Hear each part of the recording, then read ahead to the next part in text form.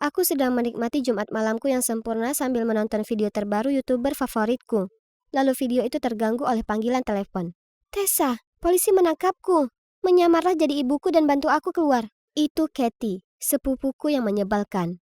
Dia pembuat onar terbesar yang aku kenal. Itulah sebabnya bibiku mengirimnya untuk tinggal di rumahku, dengan harapan kami dapat membantu mengubah sikapnya. Jadi sekarang aku harus menyelinap ke lemari ibu dan meminjam beberapa bajunya. Bagaimana cara merias wajah agar terlihat lebih tua? Itu harus dilakukan. Jadi petugas, masalah apa yang dia hadapi saat ini? Dia merusak mobil. Bukan aku, Bu. Salahkan mobil bodoh yang menghalangi jalanku. Astaga.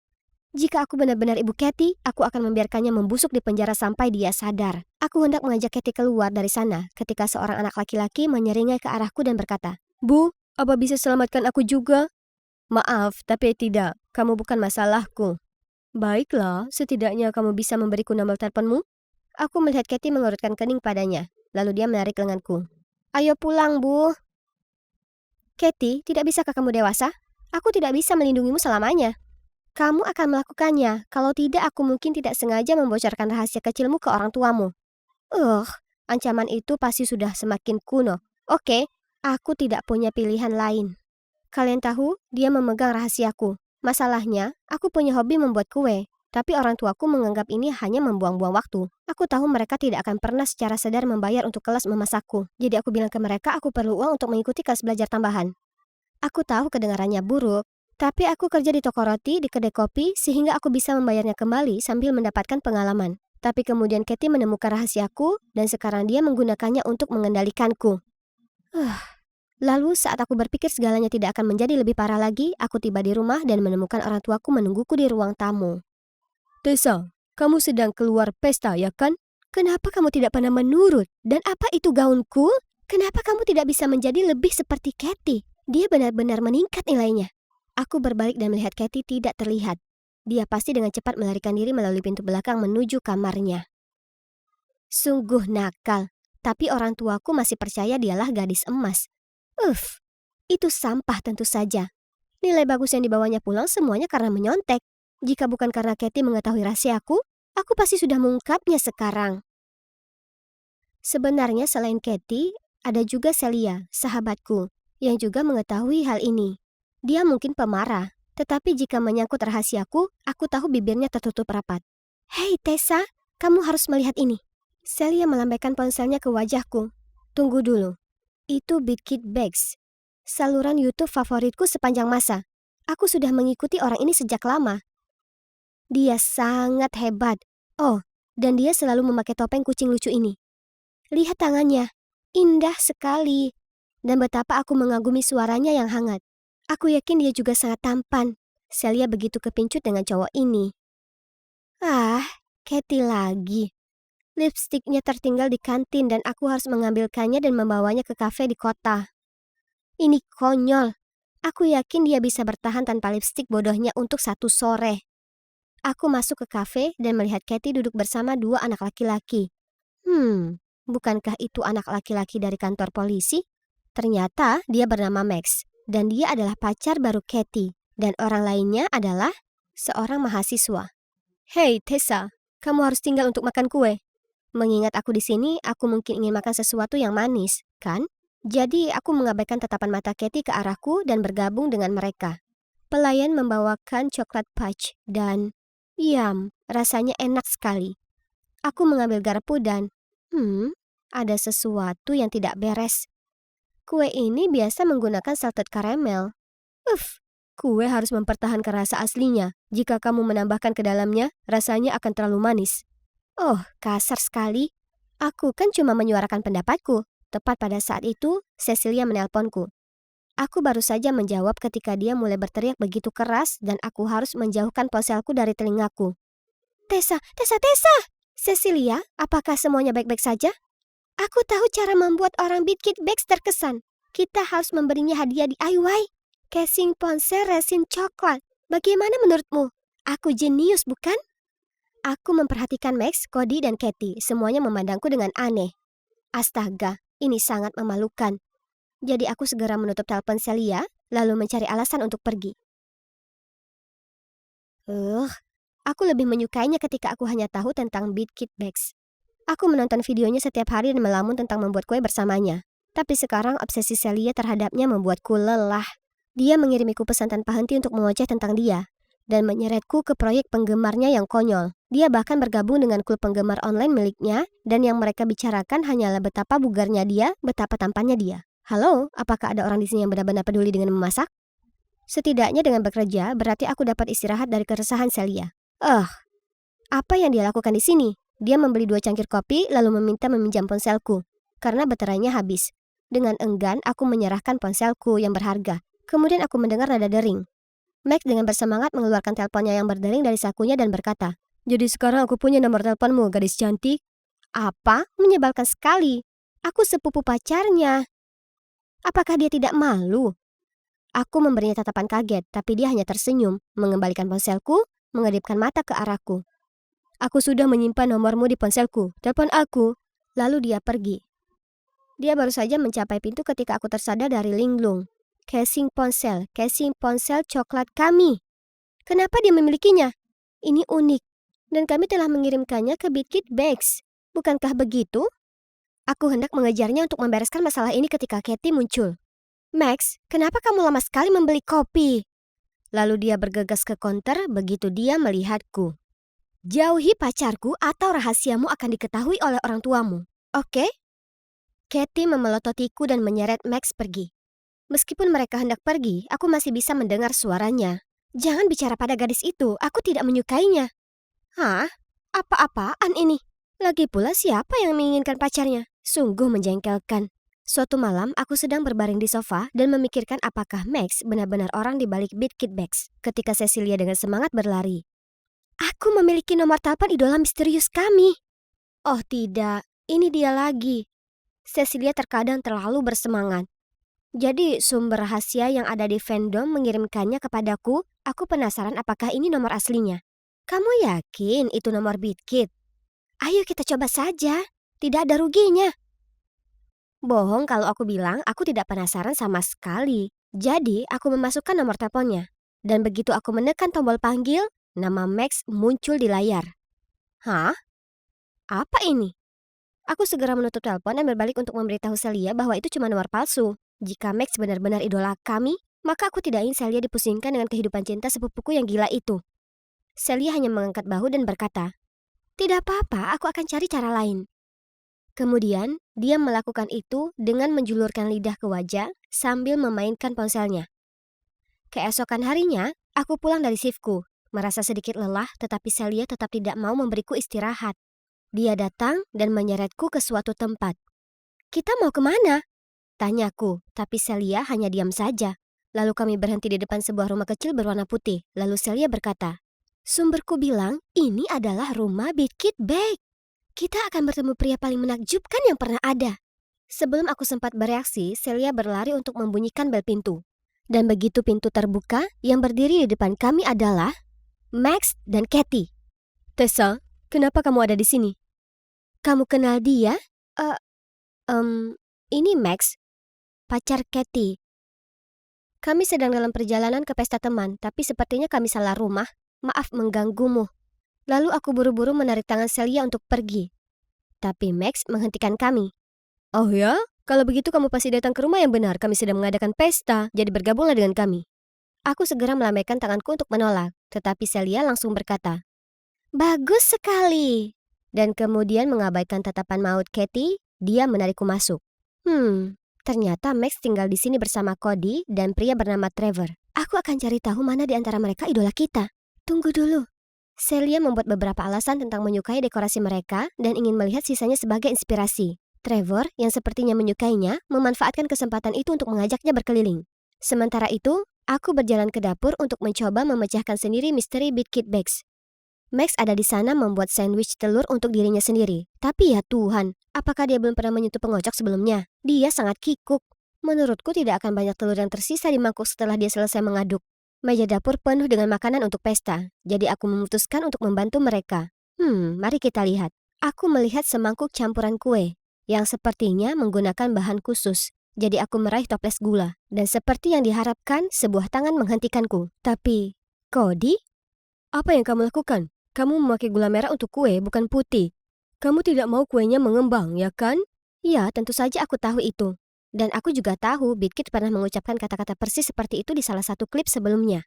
Jadi, idola anonim itu adalah Cody? Tapi casing ponsel Max lah yang kami kirimkan ke idola kami, dan nomor telepon idola yang ditemukan Celia itu juga milik Max. Ini sangat membingungkan dan aku butuh jawaban. Jadi aku meminta Max untuk pergi keluar bersamaku. Kamu bukan Bitkit Bags, kan? Kenapa kamu punya casing ponsel itu? Oh, jadi kamu sudah menemukan jawabannya? Ya, aku tahu kamu mengirimkannya ke Cody, jadi aku mengecatnya. Aku juga penggemar anonim yang memberikan alamat ini kepada Celia. Ini takdir, sayang. Kau dan aku memang ditakdirkan untuk bersama. Kemudian dia menerjang ke arahku dengan tangan terentang. Ya Tuhan, apakah dia memiliki lengan tentakel atau semacamnya? Aku sepertinya tidak bisa lepas dari cengkramannya. Lalu siapa yang harus muncul tapi, ya, Katie. Dia menyerbu. Lalu mendorongku hingga jatuh ke tanah. Cody muncul dan mencoba menghentikan perkelahian, tapi lengan Katie yang menggapai-gapai menghantamnya dan menyebabkan pergelangan tangannya menyentuh pemanggang barbeque yang panas. Aku segera pergi untuk memeriksa Cody, tetapi Katie hanya berteriak, "Aku benci kamu!" Lalu kabur, dengan Max yang tak tahu malu sedang mengejar. Kami kemudian pergi ke kamar Cody untuk mengambil kotak P3K. Tunggu, aku mengenali topeng itu. Jangan khawatir, aku akan menjaga rahasiamu. Tapi mungkin lengan ini tak akan muncul di layar untuk sementara waktu. Celia memiliki naluri detektif terbaik. Ya, aku rasa. Menurutku, mungkin gadis cantik sepertimu harus memakai topeng kucing untuk beberapa video berikutnya. Bagaimana menurutmu? Apa kamu yakin? Penggemarmu mungkin berspekulasi bahwa gadis itu memiliki hubungan spesial denganmu. Astaga, apa yang aku katakan? Bangun, Tessa. Aku harus pergi. Benar, ada hal penting yang menunggu untuk aku tangani di rumah. Hari yang berantakan. Aku tidak bisa lagi berada di bawah kendali Katie. Aku harus mengakui semuanya kepada orang tuaku sebelum dia memberitahu mereka. Hanya saja, ketika aku berjalan melewati pintu, aku mendengar suara-suara aneh datang dari ruang tamu. Itu adalah Katie yang menangis di sofa. Aku mengabaikannya dan hendak naik ke atas, tetapi tiba-tiba dia berlari ke arahku dan memelukku.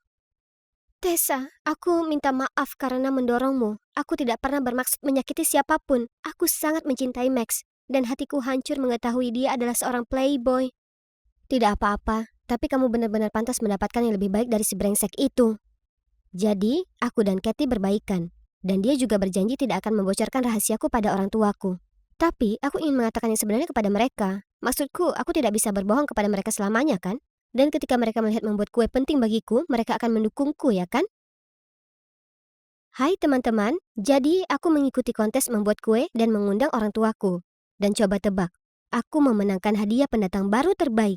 Yeay! Lebih baik lagi, orang tuaku memberi selamat dan mengatakan kepadaku bahwa jika aku sangat suka membuat kue, aku harus mewujudkan impianku. Oh, dan aku memang menggunakan uang hadiah dari kontes untuk membayarnya kembali. Cody sangat membantu. Dia memberiku beberapa tips hebat dan sebenarnya kami sudah mulai berkencan.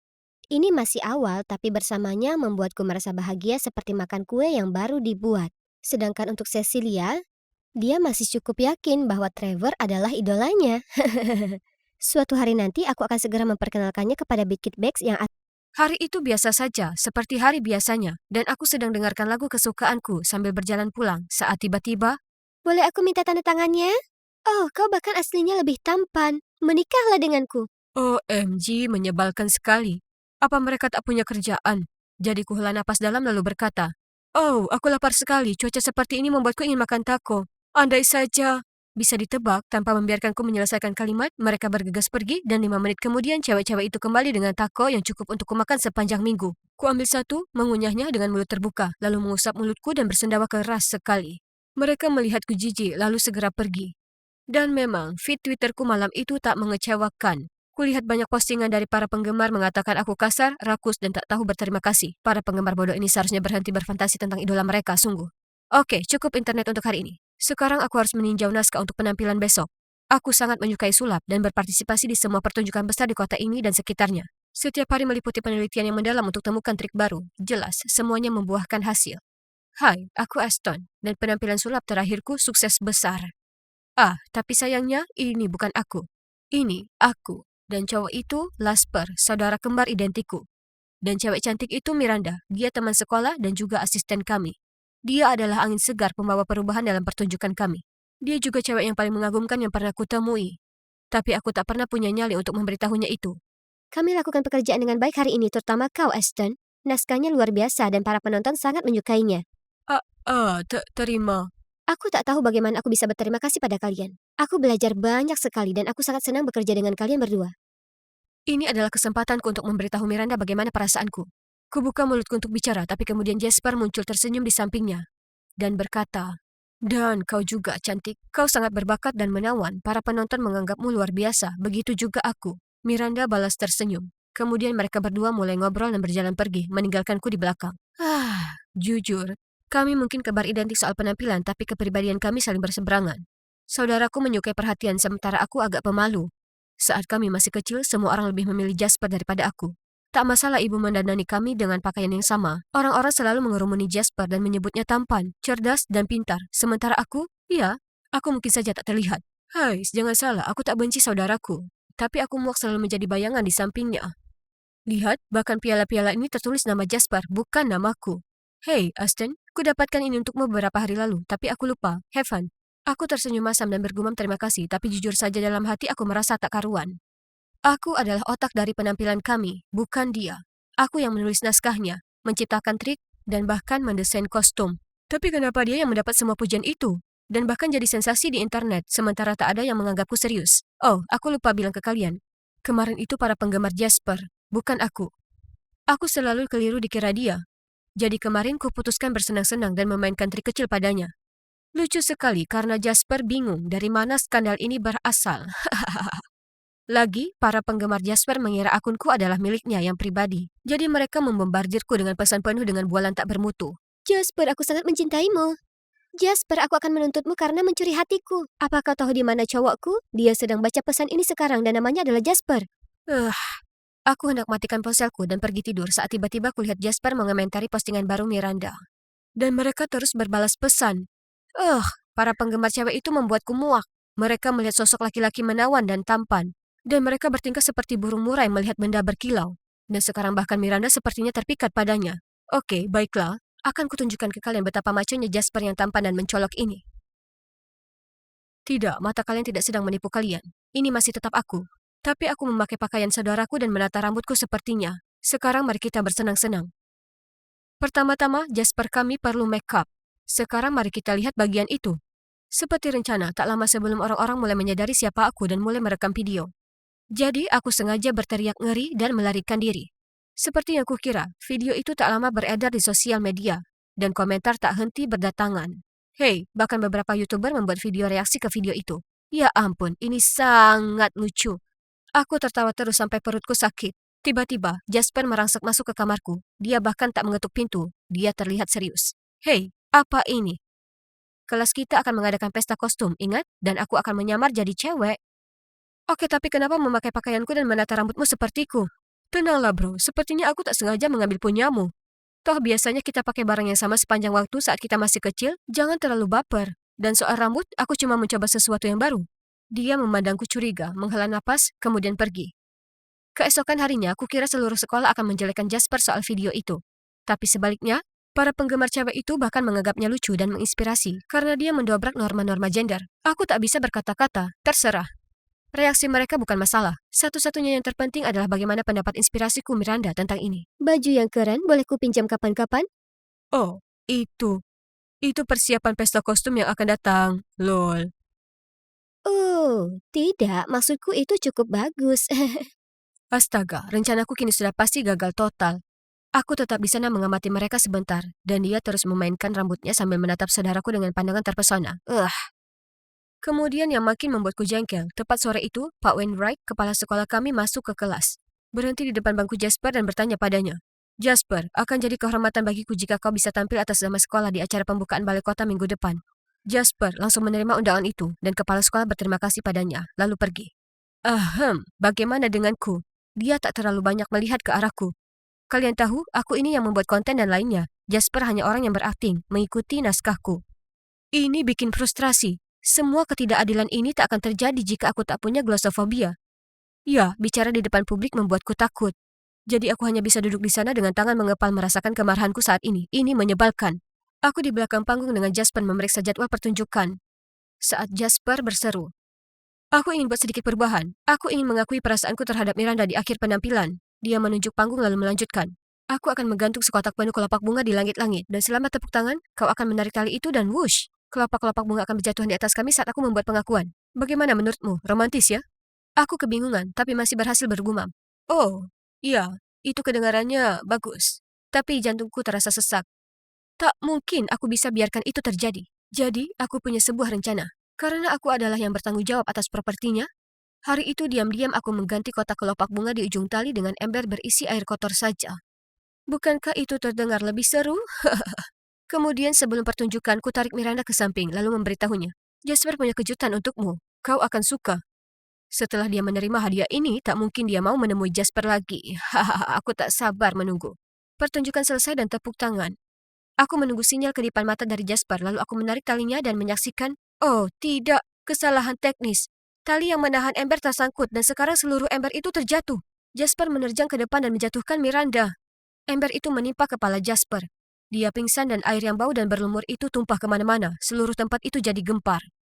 Ya Tuhan, apa yang baru saja aku lakukan? Oh! Aku memegangi kepalaku dan berteriak, tapi tunggu. Kenapa sangat gelap? Hei, ini kan kamarku. Aku merasa kedinginan, basah berkeringat dan gemetaran. Kurai ponselku dan melihat kalender. Harus kucubit diriku sendiri sementara jantungku masih berdebar. Ternyata hari H belum tiba, itu besok. Jadi, aku bermimpi? Aku tak sungguhan sudah mencederai saudaraku kan? Aku bergegas ke kamar Jasper untuk memeriksa. Phew, dia terbaring di sana memainkan ponselnya. Aku merasa sangat tak enak. Hanya karena kecemburuanku yang kekanakan, aku hampir saja mencederai saudaraku. Aku berpikir sejenak, lalu kemudian berjalan mendekatinya untuk mengakui semuanya. Jasper, aku minta maaf. Aku harus mengatakan ini. Semua skandal baru-baru ini, aku yang melakukannya, dengan sengaja. Insiden Taco dan juga yang di Walmart, dia mendongak dari ponselnya dan menghela napas. Kenapa kau lakukan itu? Karena aku juga suka Miranda. Hah? Sungguh? Aku tak tahu itu. Kenapa kau tak bilang padaku? Aku bahkan akan mengacaukan penampilan kita besok. Oke, maki atau pukul saja aku, apa saja aku pantas mendapatkannya. Jasper mengepalkan tangannya dan mengangkatnya di depanku. Aku menutup mata dan bersiap menerimanya. Tapi kemudian yang mengejutkanku, dia menepukku di bahu lalu berkata dengan tenang. Aku marah, bukan murka. Tapi jujur, aku lebih kecewa. Kita bersaudara, kita ini keluarga. Tapi, aku juga patut disalahkan.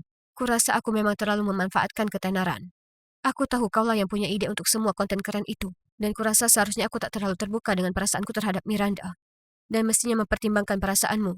Setelah ngobrol beberapa saat, kami akhirnya setuju bahwa setelah penampilan besok, kami akan mengirim pesan ke Miranda mengakui perasaan kami. Dan apapun yang diterimanya, itu merupakan kehendak Tuhan. Pertunjukannya luar biasa, dan kami bahkan berfoto dengan wali kota dan menjabat tangannya. Tapi momen yang paling mendebarkan adalah hal ini. Saat kami pulang, Jasper dan aku duduk bersebelahan dan mengirim pesan ke Miranda mengakui perasaan kami. Pesan muncul di ponsel kami bergantian. Jadi siapa yang akan memenangkan perebutan cinta ini? Aku menahan napas dan membuka pesan. Aston, aku merasakan yang sama, tapi tolong rahasiakan ini dari Jasper. Aku tak mau dia merasa canggung. X. Aku hendak berteriak kegirangan saat kulihat Jasper tampak puas. Kami saling bertatapan bingung, lalu kemudian menyandingkan dua ponsel untuk membandingkan. Ya Tuhanku, Miranda mengirim pesan padaku dan Jasper dengan pesan yang sama. Dia hanya menukar nama kami. Aduh, jadi dia berencana untuk mencintai kami berdua diam-diam?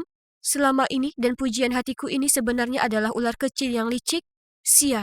Dan kalau dipikir aku hampir kehilangan saudaraku gara-gara dia. Dia sungguh tak pantas. Kami tercengang, kemudian kami berdua tertawa terbahak-bahak. Dan kalian bisa tebak apa yang kami lakukan setelahnya, tentu saja. Kami mengucapkan selamat tinggal ke Miranda dan mencari asisten baru. Semoga kami berdua tak naksir yang satu ini. Memang benar kalau aku ini dulu muak jadi pendamping saudaraku, tapi sekarang berbeda. Aku paham bahwa meski kami terlihat sama, kami masing-masing punya kepribadian kami sendiri. Itulah kenapa ada banyak hal dalam hidup yang cocok dengan dirinya, tapi tidak denganku dan begitu sebaliknya. Dan apa kalian tahu aku bangga akan itu? Lagi pula, aku sedang berusaha keras mengatasi sifat pemaluku dan menampakkan diri. Orang-orang akhirnya mulai tahu aku, dan meskipun aku tetap cowok di belakang layar, aku juga punya fanbase besar sekarang.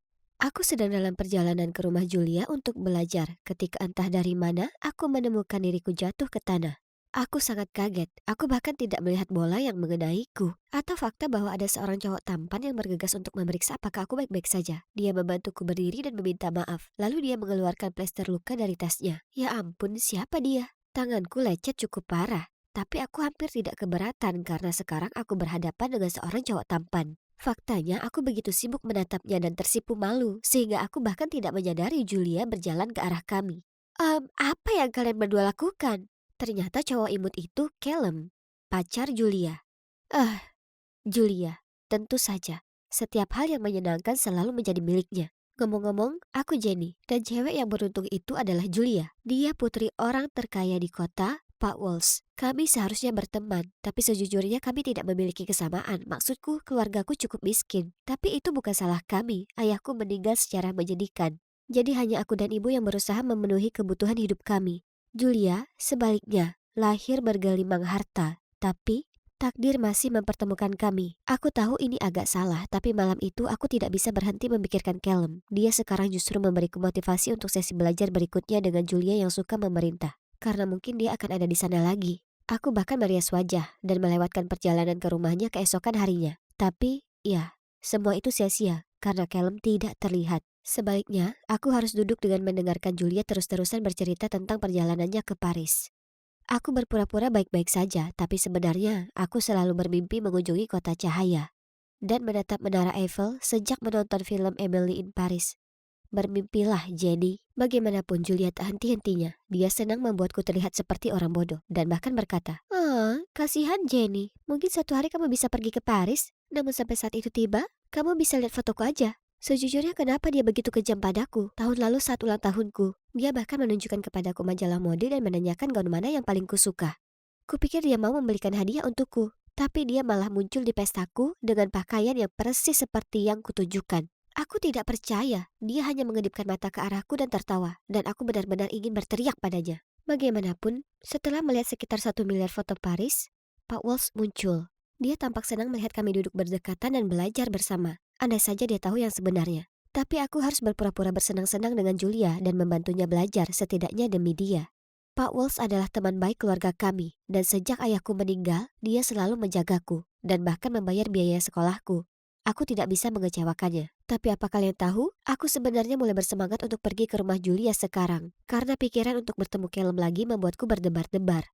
Aku bahkan sampai potong rambut, tapi dia tak pernah ada di sana, dan aku selalu pergi dengan perasaan kecewa.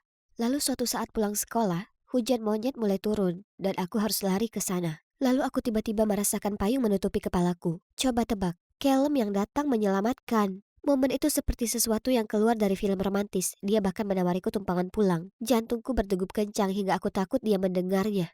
Aku hanya duduk diam sambil meneteskan air hujan ke seluruh mobilnya yang bersih. Aku bahkan memergokinya melihat ke arahku beberapa kali, dan hatiku terasa seperti ingin melompat keluar dari dadaku. Dia berhenti di rumahku, jadi aku hendak keluar ketika dia menyentuh lenganku dan berkata, "Boleh aku minta nomor teleponmu?"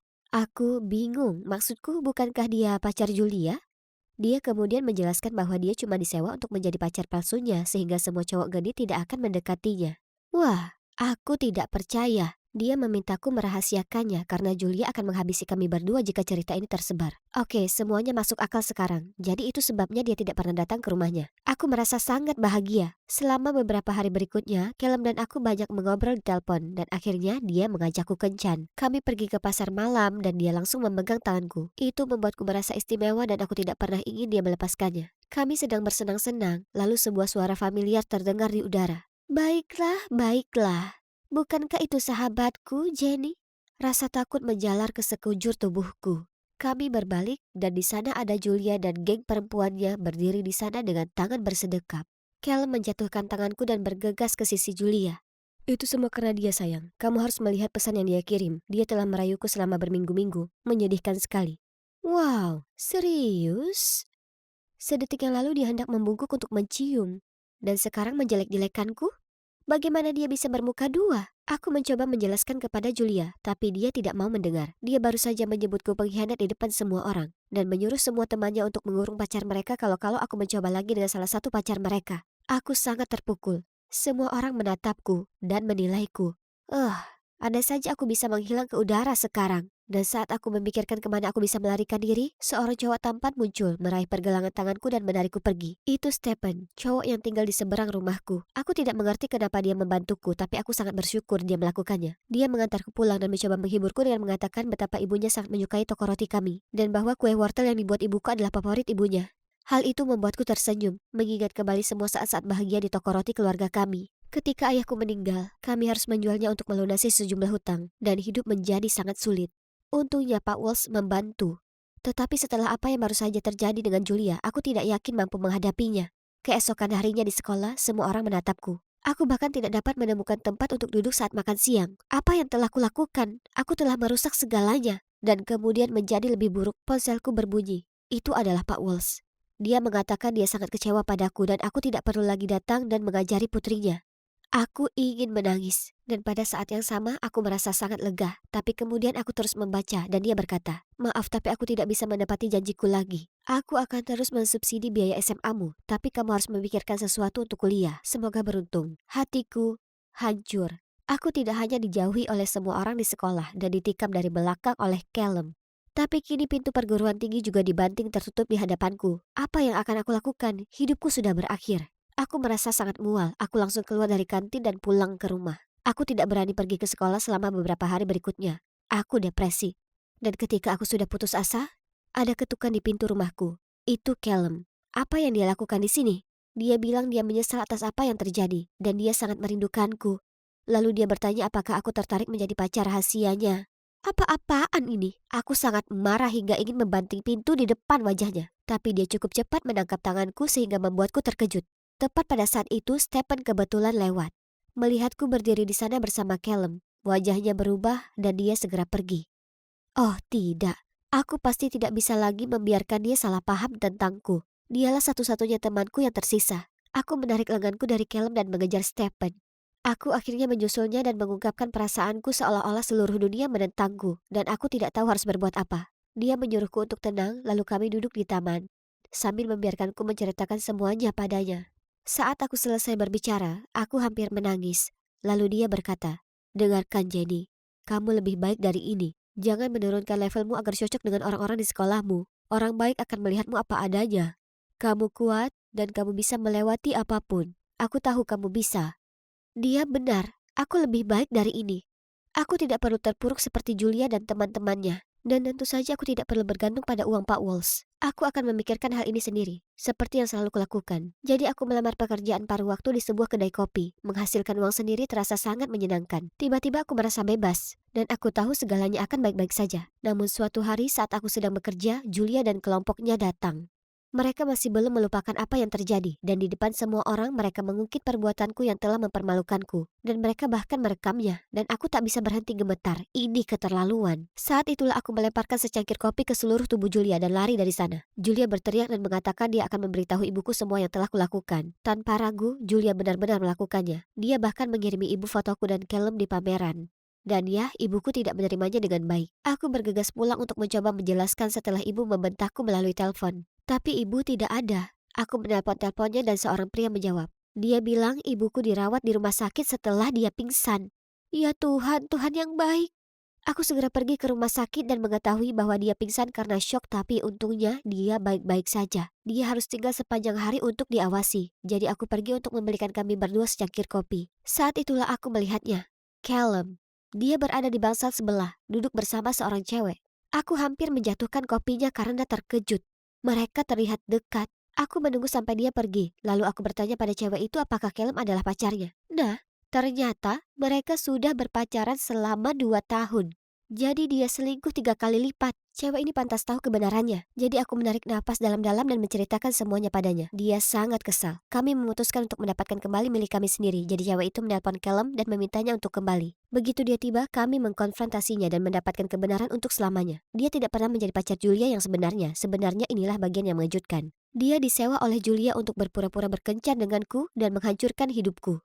Rupanya dia iri dengan banyak perhatian yang diberikan ayahnya kepadaku sejak ayahku meninggal. Dan ayahnya terus-menerus membandingkannya denganku. Dia terus meminta maaf kepada pacarnya, mengatakan betapa dia mencintainya, dan bahwa dia hanya setuju untuk membantu Julia agar dia bisa mendapatkan sejumlah uang untuk membantu membayar tagihan medisnya. Aku tercengang. Callum sangat menyesal dan mengatakan dia akan meluruskan segalanya. Dia mempostingnya di forum sekolah untuk membersihkan namaku dan agar semua orang melihat kebenaran buruk tentang Julia. Dan tentu saja ketika Pak Walsh melihatnya, dia menyuruhnya datang dan meminta maaf kepadaku. Dia sendiri juga minta maaf dan menawarkan untuk membayar biaya kuliahku lagi. Apa menurutmu aku menerima tawarannya? Tentu saja tidak. Aku berdiri di atas kakiku sendiri sekarang dan tidak ada jalan untuk kembali. Aku tidak membutuhkan bantuan siapapun. Jadi bagaimana aku mampu membiayai kuliah? Pastinya tidak dengan gaji kedai kopiku kan?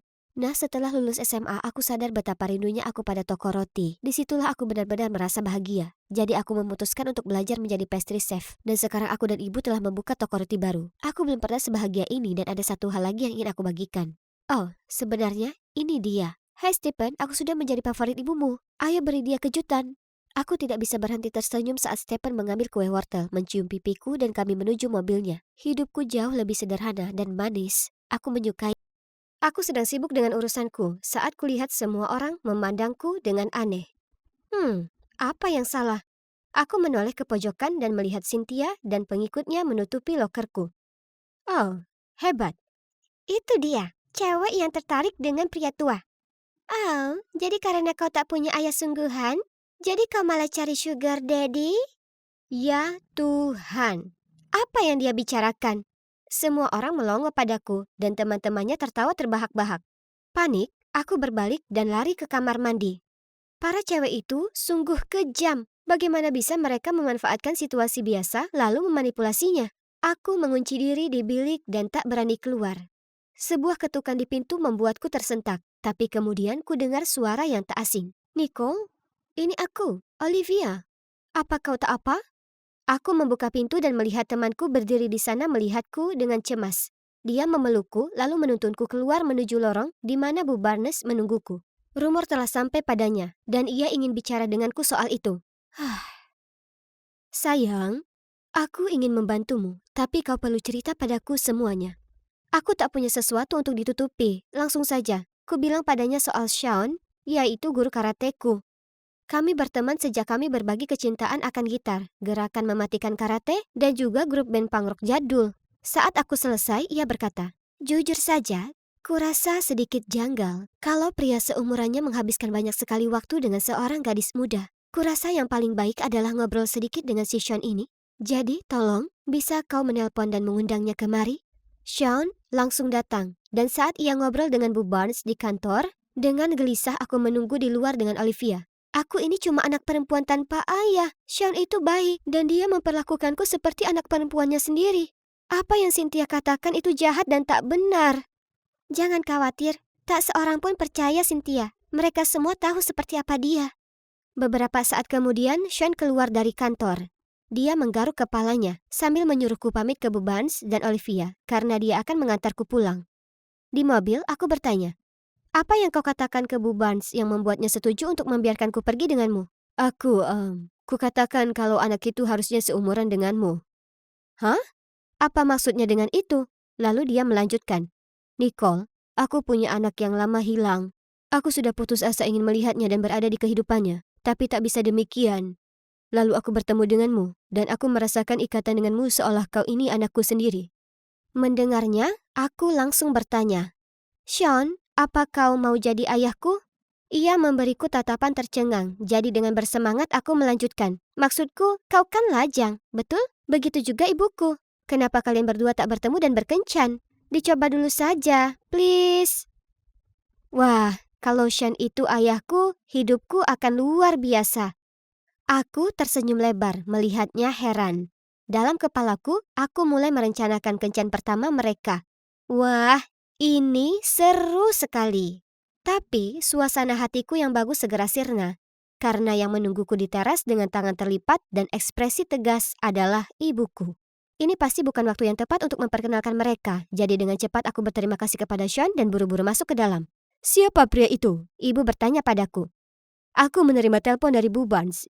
Jadi aku sudah menunggumu." "Siapa orang asing itu?" "Ia guru karateku. Ia hanya..." Kemudian ibu menyelaku. "Apa alasan pria berusia 2 kali lipat umurmu memilih untuk habiskan waktu dengan gadis remaja?" "Jangan khawatir, Bu. Saat ibu bertemu dengannya, ibu akan tahu betapa ia pria yang sangat baik."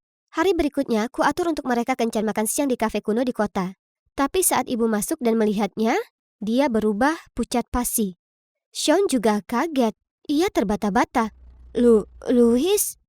Ibuku berdehem. Sean?" Ini membingungkan.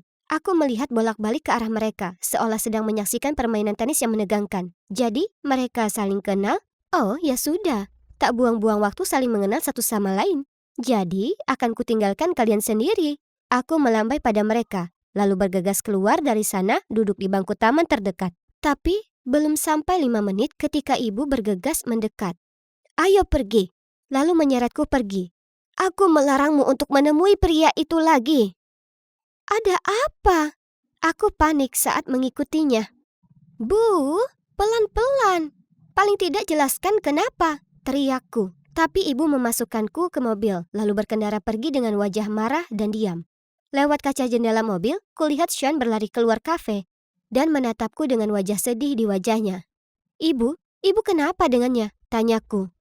Ibu berkata, itu bukan urusanmu. Kau hanya perlu tahu kalau kau tak boleh menemuinya lagi. Kenapa? Aku berteriak sambil mulai menangis. Dia baik padaku. Kenapa aku tak boleh berteman dengannya? Karena kau harus mendengarkan ibumu. Tiba-tiba ponselku berbunyi. Itu Sean. Aku menerimanya dan ia menyuruhku mengaktifkan speaker supaya ia bisa bicara dengan ibu. Louis, ini aku, Sean. Ibu berteriak kaget dan menyuruhku menutup teleponnya, tapi aku mengabaikannya. Sean melanjutkan. Louis, dengar. Apa Nicole anakku? Apa? Apa aku tak salah dengar? Bisakah seseorang jelaskan padaku apa yang terjadi? Louis, beritahu aku, apa Nicole putriku? Ibu merebut ponsel itu dariku, mengakhiri panggilan, lalu melemparnya ke kursi duduk belakang. Aku terlalu terkejut untuk bisa berkata-kata. Jadi kami berdua duduk di sana di keheningan yang mencengangkan. Saat kami masuk ke rumah, melihatku sangat ingin bicara, ibu berkata terlebih dahulu.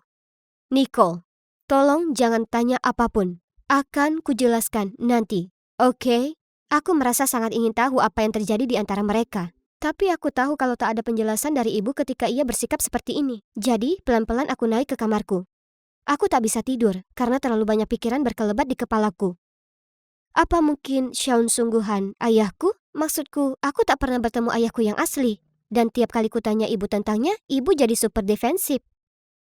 Ibu dan Sean jelas punya masa lalu. Jadi bagaimana jika kami sebenarnya punya hubungan keluarga? Tak mengherankan, aku tak bisa konsentrasi di sekolah. Aku terus menguap di kelas dan membayangkan kejadian kemarin di kepalaku lagi dan lagi. Saat sekolah usai, mengejutkannya, Sean menungguku di gerbang sekolah. Kami pergi ke sebuah kafe, di mana di sana ia ceritakan padaku kebenarannya. Dulu di SMA, aku jatuh cinta dengan teman sekelasku. Setelah beberapa saat, dia tiba-tiba memberitahuku kalau dia hamil lalu putus denganku. Aku sungguh ingin memberi dukungan dan merawat mereka berdua, tapi dia menolak. Kemudian pindah. Hal terakhir yang dia katakan padaku adalah untuk menjauh dan jangan pernah mencari mereka. Sebelum aku sempat mencerna kata-katanya, dia tersenyum padaku dan melanjutkan. Nicole, aku percaya kau ini putriku. Tapi pertama, kita perlu bicara dengan ibumu dan menyuruhnya menjelaskan semua ini. Wah, ini begitu berat untuk diterima. Tapi di saat yang sama, ini juga luar biasa. Aku sangat senang aku punya ayah. Dan lebih baik lagi, itu Sean. Kuajak Sean ke rumah untuk bicara dengan ibu, tapi saat kami masuk, aku mendapat pesan dari Olivia. Periksa sosial mediamu. Cynthia baru saja memposting sesuatu tentangmu. Oh, tidak. Ada fotoku masuk ke mobil Sean dengan keterangan, perlu tips soal sugar daddy? Tanya Nicole. Aku marah. Sekarang terima kasih berkat Cynthia. Semua orang salah menilaiku dan menertawaiku. Aku sangat marah, sampai saat ibu mendekatiku, aku tak bisa menahannya lagi. Ini semua salah ibu. Sekarang semua orang percaya fitnah tentangku. Dan ini semua karena ibu tak mau memberitahuku kebenarannya. Ibu memberiku tatapan terluka, menghela napas dan dengan lembut berkata, kau benar. Memang aku berhutang penjelasan pada kalian berdua. Kemudian ia menoleh kepada Sean. Saat ku katakan padamu aku sedang hamil, itu bohong. Apa?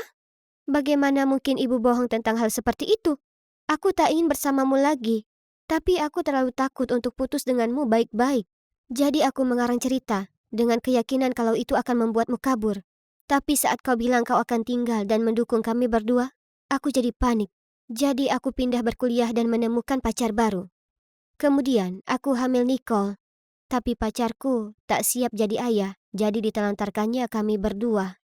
Sewaktu aku sedang berusaha menyerap informasi baru ini, kudapati diriku merasakan kekecewaan yang luar biasa. Mungkin Sean juga rasakan yang sama karena ia bergumam. Aku tak bisa bersama kalian saat ini. Selamat tinggal, Louis. Kemudian ia pergi. Duniaku rasanya runtuh di sekelilingku. Aku tak tahu harus berbuat atau berkata apa. Jadi aku hanya mengurung diri di kamarku dan duduk di sana terdiam. Beberapa hari kemudian di sekolah, Olivia berlari mendatangiku dan berseru, "Apa kau sudah dengar? Cynthia diskors karena menyebarkan rumor palsu tentang orang-orang.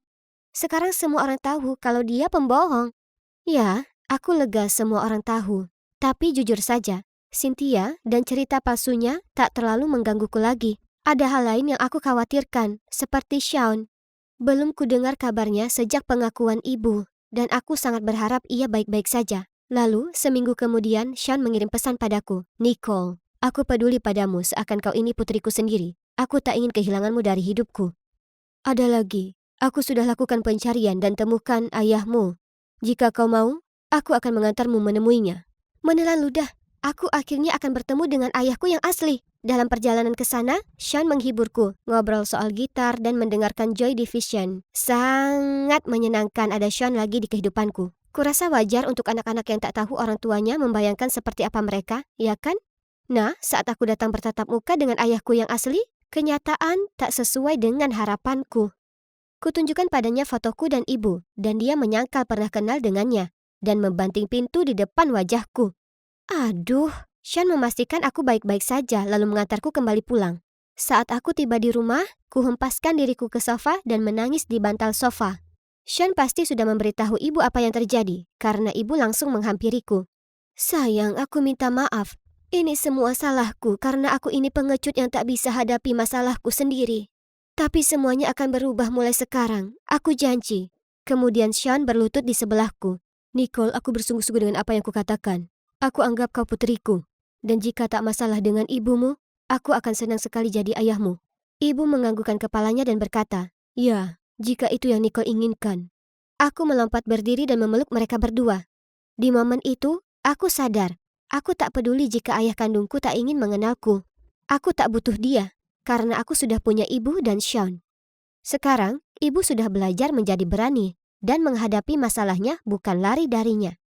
Ibu kini berdampingan jadi orang tua bersama Shaun. Dan meski mereka tak kembali bersama, mereka berteman baik. Dan apa kalian tahu? Aku tak pernah sebahagia itu. Kenapa hasil lomba sketsa belum juga dirilis? "Hei teman-teman, hasilnya ada di sebelah sini." Dengan panik aku lari ke papan pengumuman. Julie Morris, peringkat pertama dalam daftar. Phew. Selamat Julie, kau layak mendapatkannya. Kalian berdua cantik dan berbakat. Apa ada yang tak bisa kalian lakukan? Oh, aku suka sekali menerima pujian besar seperti itu dari seseorang. Tapi suara apa itu? Aku berbalik dan itu cuma Kate. Biasanya dia jelas akan menang. Tapi mari kita lihat rankingnya. Oh, di sini. Paling bawah. Itu semua karena tinta di logo sekolah yang ada pada bagian pensil yang dipakainya hari itu. Tangan Kate mudah sekali berkeringat. Jadi saat menggambar, tinta itu menodai tangannya dan secara tak sengaja dia mencoreng kertasnya dengan itu. Kasihan kau, Kate.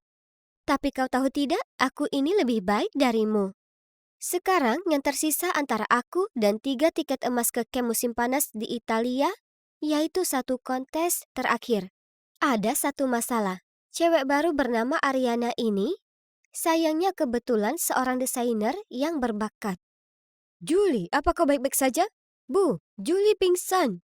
Ada cowok yang berteriak keras dan dengan panik membawaku ke ruang UKS. Ya, jadi disinilah aku. Tapi hey, jangan khawatir, sebenarnya aku tak sakit sama sekali. Aku cuma pura-pura supaya bisa lolos kelas olahraga untuk jalankan rencanaku. Saat aku berjalan menuju kelas, kulihat semua orang mengurumuni bangku Ariana. Aku bertanya ke temanku apa yang terjadi, dan dia bilang seseorang telah menumpahkan kopi pada gambarnya. Ariana sangat panik dan terus memeriksa jam tangannya. Dia harus menggambarnya ulang, tapi waktu hampir habis. Tiba-tiba ada suara berkata, "Hei, ada yang menjatuhkan kalung di sini." Mungkin itu pelakunya. Secara tak sadar kusentuh leherku. Dan, oh, itu tak ada di sana. Kemudian ada tangan di pundakku yang membuatku terkejut dan menoleh. Itu adalah Rebecca. Kalau aku tak salah, ini punyamu. Ya kan? Dia melotot padaku. Eh, itu kalungku. Tapi, jadi bagaimana bisa benda itu ada di bawah bangku Ariana? Di saat itu aku sangat gemeteran sampai tak bisa berkata apapun. Beruntungnya aku, Ariana menimpali. Kurasa ini cuma kebetulan. Julie tak mungkin lakukan hal seperti ini. Semua orang setuju dengannya, mengatakan bahwa gadis baik sepertiku tak mungkin melakukan hal jahat. Tak apa, Rebecca hanya bingung. Itu saja, jangan khawatir. Beraninya Rebecca menuduhku. Sungguh gila mengingat kami dulu bersahabat. Kalian tahu, aku sudah mengenalnya sejak kecil karena orang tua kami berteman. Tapi kemudian dia tumbuh dan menjadi sok tahu yang menyebalkan. Tapi hei, aku harus kesampingkan itu. Aku harus fokus pada desainku. Hanya karena sudah kusabotase desain Ariana, tak berarti aku bisa lengah. Sungguh penantian menegangkan untuk mengetahui apa aku berhasil masuk daftar ke musim panas. Meskipun aku tak perlu setegang itu, karena tentu saja, aku masuk. Ternyata, walaupun Ariana harus buru-buru menggambar ulang, dia masih mendapat satu tempat juga. Tapi tempat terakhir jatuh ke Rebecca? Aku tak tahu dia juga tertarik ke desain fashion. Pokoknya, terserahlah Rebecca. Dia bukan tandinganku. Jadi, tada! Akhirnya aku di sini di Milan. Pusat fashion dunia. Dan coba tebak, selama camp musim panas, akan ada berbagai kompetisi. Dan yang terbaik akan memenangkan beasiswa ke Universitas Politeknik Milan. Tak dapat dipercaya. Sudah kuimpikan hal ini sejak lama. Tak ada yang akan menghalangi jalanku. Camp sungguh luar biasa. Aku senang mengunjungi museum dan belajar mata kuliah sejarah fashion, pemilihan bahan pakaian, dan teknik menggunting. Kemudian, tes pertama kami diumumkan, menyelesaikan keterampilan dasar menjahit dalam waktu tercepat. Mudah sekali. Aku bahkan sudah mengambil beberapa kelas menjahit sebelumnya. Itu tak masalah buatku. Melihat semua orang berjuang untuk menyelesaikan karya mereka, aku tersenyum dan dengan percaya diri menekan tombol selesai. Namun, di saat yang sama, ada orang lain yang juga menekan tombolnya. Rebecca. Tentu saja, para juri menyukai karyaku, tapi melihat mereka memuji karya Rebecca itu menyebalkan.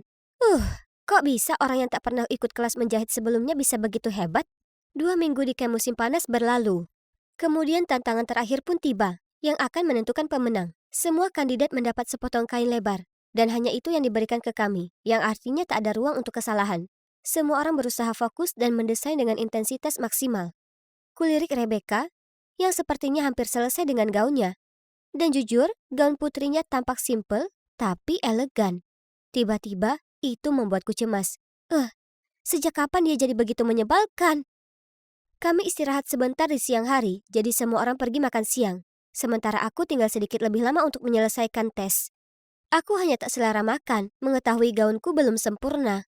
Hanya saja, aku tak mampu berkonsentrasi dengan desainku. Malah aku terus saja menatap manekin Rebecca. Sebaiknya aku lakukan hal ini atau tidak? Jika ada seseorang yang tahu, maka semuanya akan berakhir. Tapi jika aku kalah, maka mimpiku juga akan berantakan. Ada sesuatu dalam diriku yang terus mendesakku untuk langsung menuju karya Rebecca dan segera mencipratkan tinta di baju putih itu. Jantungku berdegup kencang antara senang dan cemas. Lalu aku segera kabur dari tempat kejadian. Saat semua orang kembali ke ruangan itu dan melihat gaun Rebecca, mereka tersentak kaget. Hah? Kenapa Rebecca satu-satunya yang tidak panik? Dengan tenang diambilnya kuas dan mencelupkannya ke dalam wadah tinta dan jalan menuju gaun itu. Lalu dia mulai mencipratkan tinta ke atas gaun. Apa yang dimainkannya? Pertanyaanku segera terjawab saat gaun dengan pola tinta yang unik muncul di depanku. Parahnya, wajah para juri berbinar-binar melihatnya, dan mereka sangat menghargai kemampuannya memecahkan masalah. Selamat Rebecca, kau selesaikan pekerjaan dengan baik. Tidak, terima kasih berkat kau Julie. Mari kita lihat siapa yang menang. Rebecca mencibir lalu jalan pergi. Apa maksudnya itu? Apa dia tahu kalau akulah yang melakukannya? Aku sangat khawatir sampai aku berguling-guling sepanjang malam. Hei, Julie, bangun. Kau tak boleh telat untuk tantangan terakhir. Oh, hai Ariana. Apa yang kau bilang? Tunggu dulu. Bagaimana mungkin ini masih tanggal 23 Juli?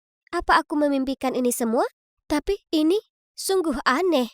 Semuanya sebenarnya terjadi seperti mimpi itu. Insiden tinta di gaun Rebecca dan pemikirannya yang cepat untuk menyelamatkannya. Bagaimanapun, tetap tenang. Aku tak bisa biarkan beasiswa ini lepas. Aku tak bisa jadi gadis itu yang kehilangan mimpinya untuk orang lain. Rasa malu itu tak sanggup kutanggung. Setelah menyelesaikan desain itu, masing-masing dari kami akan mendapat model untuk menampilkannya. Di saat itu, kubuat keputusan gila. Tepat sebelum pertunjukan, dengan cepat kuikuti model Rose ke kamar mandi. mengunci pintunya dari luar, lalu meletakkan tanda sedang rusak di depannya. Saat semua kontestan duduk untuk menyaksikan pertunjukan, Rebecca masih belum muncul. Nah, mungkin dia masih sibuk mencari model pengganti. Sudah menyerah, Rebecca? Aku tertawa-tawa sendiri. Kemudian khayalanku akan kemenangan terganggu oleh riuh tepuk tangan dan siulan. Hah? Di atas catwalk? Apakah itu Rebecca? Mengenakan desainnya sendiri? Ariana berbisik ke telingaku. Rebecca sangat memukau. Dia benar-benar pantas mendapat beasiswa ini, ya kan, Julie? Apa? Bagaimana Rebecca mengungguliku? Lagi. Hei Julie, bangun. Kau tak boleh telat untuk tantangan terakhir. Apa? Ini masih tanggal 23 Juli? Tunggu dulu, ini artinya Rebecca masih belum menang, dan aku masih punya kesempatan. Kali ini, kuputuskan untuk tidak mengacaukan gaun Rose. Sebaliknya, ku cari online beberapa ide untuk memperbaiki desainku sendiri. Dan kutemukan desain yang luar biasa di sebuah blog fashion, yang agak mirip dengan yang dikerjakan Rebecca. Ternyata nona kecil sempurna kita ini hanyalah pencuri ide. Jadi kuputuskan untuk mendesain gaun yang sama. Dan 1 jam sebelum tampil adalah waktu untuk menarik pelatuk. Aku melapor ke juri kalau Rebecca mencuri ideku dan mengklaim diriku sendiri sebagai pemilik blog itu. Tapi bukannya menunjukkan kepanikan, sebuah seringai muncul di wajah Rebecca saat dia menoleh padaku dan berkata, "Permainan berakhir, Julie." Lalu ia langsung menuju juri. Aku tak tahu apa yang dia katakan ke mereka, tapi mereka diskualifikasi aku setelahnya. Permisi? Aku tak bisa bernafas atau berpikir atau apapun. Aku menunjuk ke arah Rebecca dan berteriak, "Dia itu pencurinya! Ada yang salah di sini." Kemudian Rebecca dengan tenang mendekatiku. "Usaha yang bagus, Julie, tapi trik kotormu itu tak akan bisa bodohi aku. Aku tahu kamu yang merusak proyek Catherine dan Ariana. Dan coba tebak siapa pemilik asli blog itu?" "Ya, aku." Aku menatapnya kaget. Saat dia lanjut membahas alasan sesungguhnya kenapa dia berhenti berteman denganku. Dia bilang itu semua karena kecemburuanku yang sudah mengubahku menjadi cewek yang jahat. "Julie, kau ini cantik dan berbakat. Kau perlu percaya pada kemampuanmu sendiri, bukannya malah menyabotase karya orang lain. Jangan jadi orang seperti itu." Aku terbangun, berkeringat. Kuraih ponselku dan ternyata masih tanggal 23 Juli.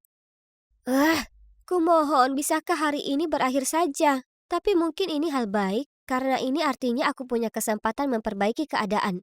Waktu makan siang tiba, dan aku tetap tinggal dan memperhatikan gaun sempurna Rebecca. Kulayangkan tanganku ke sebotol tinta, tapi kemudian kutinggalkan di tempatnya berada. Menghela napas, lalu berjalan kembali ke gaunku sendiri. Jadi, apa yang terjadi? Nah, Rebecca masih menang. Tapi kalian tahu apa? Itu tak jadi soal. Sudah kuusahakan yang terbaik, aku tidak curang, dan ya, gaun Rebecca memang layak menang. Setelah kompetisi, kulihat beberapa cewek lainnya memberi selamat Rebecca. Jadi aku berjalan mendekat dan menepuknya di bahu dan memberinya senyuman tulus dan berkata, "Aku hanya ingin mengucapkan selamat, desainmu menakjubkan." "Terima kasih, Julie. Aku juga sangat suka gaunmu. Jahitanmu sangat teliti." "Oke, jadi aku tak menang, tapi aku belajar pelajaran berharga. Aku harus selalu memberi 100% pada setiap yang kulakukan. Bukannya membuang begitu banyak waktu dan energi berusaha mengacaukan keadaan bagi orang lain." Oh, dan mengenai perputaran waktu itu, kukaitkan itu karena tekanan kompetisi. Kurasa itu pasti membuatku merasa seolah aku terjebak di dunia mimpi, sampai aku menyadari kesalahan di dalam tindakanku. Akhirnya, sudah kutemukan kedamaian batin, dan akhirnya aku keluar dari mimpi itu. Harus kuakui, aku sempat terengah-engah saat bangun, dan itu akhirnya sudah tanggal 24 Juli. Aku sangat gugup. Asal kalian tahu, ini hari pertamaku sekolah. Seumur hidup. Itu benar. Aku Heather, umurku 15 tahun, dan aku belum pernah menginjakkan kaki di dalam sekolah sebelumnya. Ini karena ayahku seorang ilmuwan dan ibuku adalah penulis, jadi mereka sangat peduli dengan pendidikanku. Dan khawatir kalau SD dan SMP di kota kami tak cukup baik, jadi ibu memberiku homeschooling. Jujur, itu menyenangkan. Aku sangat menikmati belajar segala jenis topik yang berbeda, terutama sastra. Tapi kemudian ketika aku nonton acara TV tentang SMA seperti The Kissing Booth atau High School Musical, kurasakan nyeri di dadaku.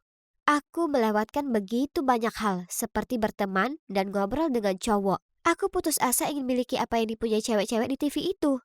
Jadi, aku memohon ke ibu agar memperbolehkanku belajar di SMA. Butuh banyak sekali rayuan dan air mata palsu, tapi pada akhirnya ia setuju. Aku sangat senang. Akhirnya, akan kudapat pengalaman sekolah secara langsung, bukan menjalaninya lewat karakter TV favoritku. Oh ya Tuhanku, apa yang sebaiknya kupakai? Apa yang akan kubicarakan? Bagaimana caraku berteman? Ini sungguh terjadi. Aku hampir tak bisa tidur kemarin malam. Dan sebaliknya, kugunakan sepanjang malam mempersiapkan diri. Ini merupakan babak penting di hidupku. Jadi, inilah aku sedang berjalan menuju ke stasiun bus. Wah, belum pernah kulihat ada begitu banyak orang-orang seumuranku sebelumnya. Ini bagai mimpi yang jadi nyata. Kulihat tempat duduk kosong di samping cewek ini, jadi aku jalan mendekat sambil tersenyum. Permisi, bisakah aku duduk di sini?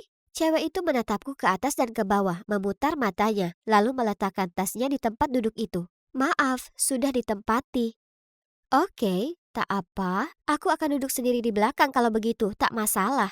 Cewek itu pasti bangun di sisi ranjang yang salah atau semacamnya. Tapi, ya, ternyata tak hanya cewek di bus itu yang bangun di sisi ranjang yang salah. Karena segera setelah Bu Hickson, guru sastra Inggrisku, memperkenalkanku ke semua orang di kelas, bisa kulihat semua juga memandangku dengan aneh. Apa mereka mempermainkanku? Tapi kenapa? Apa ada selai di wajahku? Bu Hickson menunjukkan tempat dudukku, lalu kelas dimulai. Sekarang kalian pasti sudah punya banyak waktu untuk menyelesaikan membaca The Great Gatsby. Oh, aku suka sekali dengan novel itu.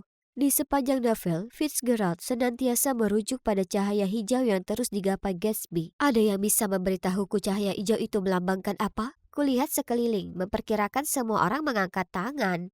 Tapi yang mengagetkanku, mereka semua menatap tertunduk ke bangku mereka menghindari kontak mata dengan Bu Hickson. Hah? Tapi kenapa? Ini sangat mudah. Tiba-tiba Bu Hickson berkata, tak ada? Hah? Nah, bagaimana kalau kamu, Kelly? Semua menoleh dan melihat cewek yang baru saja membetulkan bulu mata palsunya dengan cermin bedaknya. Kelly terus memainkan bulu matanya sambil menjawab. Bukankah lampu lalu lintas punya lampu hijau? Jadi jelas, itu artinya dia boleh menyeberangi jalan. Apa? Aku tertawa terbahak-bahak, tapi kemudian semua orang berpaling ke arahku. Oh, sial. Kenapa hanya aku satu-satunya yang tertawa? Maksudku, jawabannya sangat menggelikan. Bu Hickson berjalan ke arahku. Oh, tidak. Apa aku dalam masalah?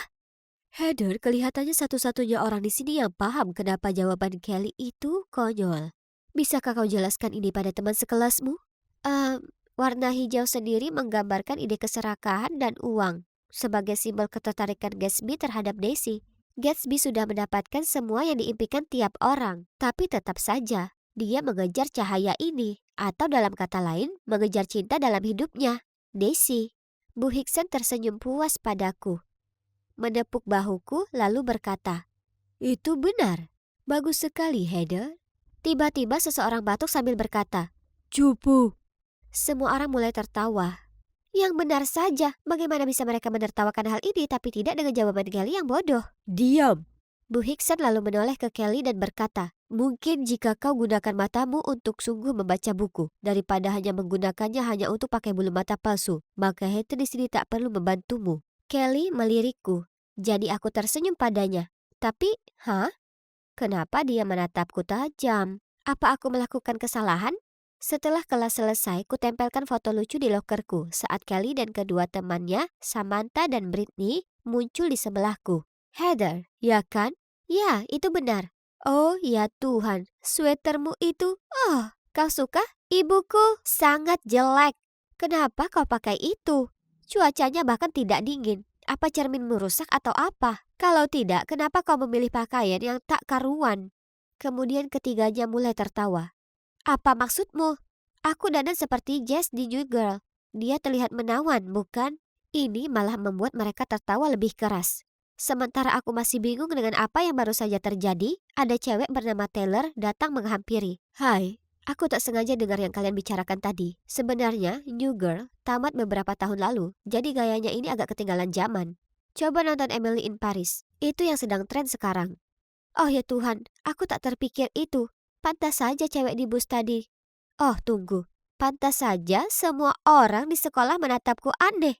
Mereka pasti mengira aku datang dari masa lampau atau semacamnya. Dan kau sebaiknya hati-hati.